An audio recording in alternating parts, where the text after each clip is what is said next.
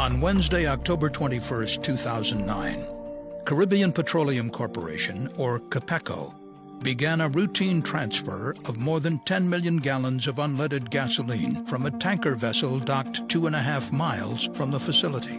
The only storage tank that was large enough to hold a full shipment of gasoline was already in use. As a result, CAPECO planned to distribute the gasoline among 4 smaller storage tanks. This operation would take more than 24 hours to complete. During transfer operations, one CAPECO operator was stationed at the dock, while another monitored valves controlling gasoline delivery at the terminal. By noon the next day, October 22nd, 2 of the tanks were filled with gasoline. The operators then diverted the gasoline into 2 other tanks, tanks 409 and 411. CAPECO used a simple mechanical device consisting of a float and automatic measuring tape to determine the liquid level inside the tanks. An electronic transmitter card sent the liquid level measurements to the control room, but the transmitter card on tank 409 was out of service, so operators were required to manually record the tank level readings once every hour. At 10 p.m., the night of the 22nd, as tank 411 reached maximum capacity, operators fully opened the valve to tank 409. At that time, an operator read the level of tank 409 from the side gauge and reported it to his supervisor. The supervisor estimated that tank 409 would be full at 1 a.m. But shortly before midnight, tank 409 started to overflow. Gasoline sprayed from the vents, forming a vapor cloud and a pool of liquid in the tank's containment dike. The CSB determined that a total of nearly 200,000 gallons of gasoline, the equivalent of 20 full tanker trucks, was released from the 6 vents on the tank. On a warm, windless night, the gasoline vapor cloud grew to cover an area of 107 acres.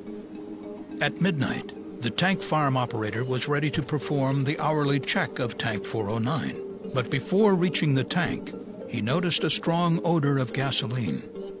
He alerted the dock operator to shut off the flow of gasoline to the tank. The tank farm operator and another operator met the supervisor at the edge of the terminal. There they observed a white fog rising approximately 3 feet above the ground.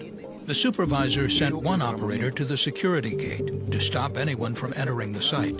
Then the supervisor and the tank farm operator drove to an elevated point away from the cloud to try to identify the source of the leak.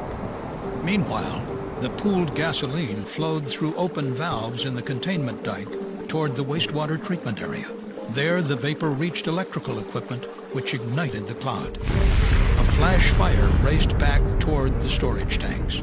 7 seconds later, there was a massive explosion, registering 2.9 on the Richter scale.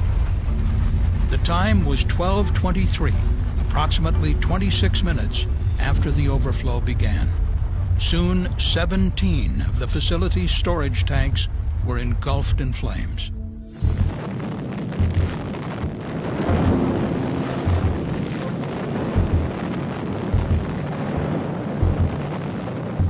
Fortunately, the 3 CAPECO employees escaped the tank farm, and there were no fatalities.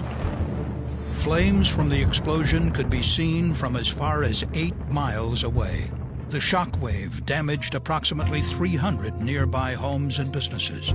Fires continued to burn for over 2 days.